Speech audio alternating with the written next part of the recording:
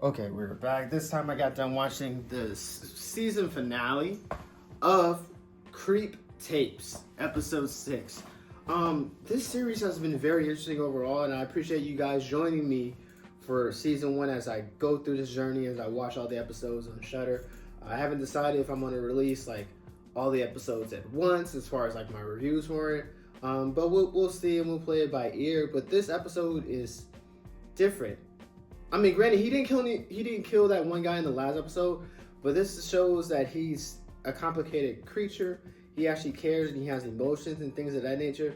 And we get introduced to his wife. So I noticed a lot of the mannerism, the dialogues, and the way that he manipulates and cross boundaries and stuff is similar to his wife and the control that his wife has over his life. Even in their dialogue and the way they carries it, like he doesn't want to do certain things, but she makes him do it. The humiliation rituals that he has for his guests or usually his victims is very similar to his wife, and so his wife has leverage. He could theoretically, he says this in the show that he can kill her at any time, but I think he appreciates having somebody in check, having that weird dynamic of like mommy, son, and whatnot. And then their dialogue gets very weird because I'm thinking like, is it his sister? Is it his mom? What's actually going on? But it becomes clear that it's his wife, and like he doesn't really like to show any affection. He cares about her. The words don't really match, like the carpet doesn't match the drapes on this. And I feel like this is what this series needed, because like slowly we get to know his MO and the way that he does the kills, but we rarely do know of his background, or is there any limitations to like the people that he doesn't kill? But then also, where does he get his MO from?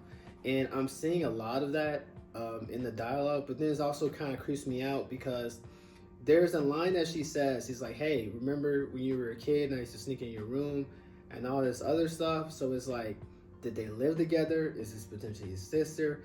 It's just so weird. It's just so weird. And this episode, I thought last episode he was off his game. This one, he was really, really off his game. I think this episode he killed the most people with 2 people. In like a form of media that we've seen, whether that be an episode or a movie.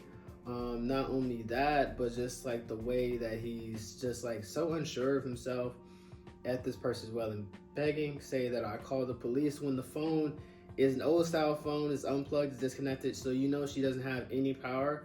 So he allows himself to be manipulated. It kind of reminds me like when you watch a TV show, like you have like this strong character, but then they have somebody like a big sister or their mom that always seems to get beat them up or have the upper hand. It's because like that psychology and that fear that you have for the individual, that you do let them get the vantage point at certain times.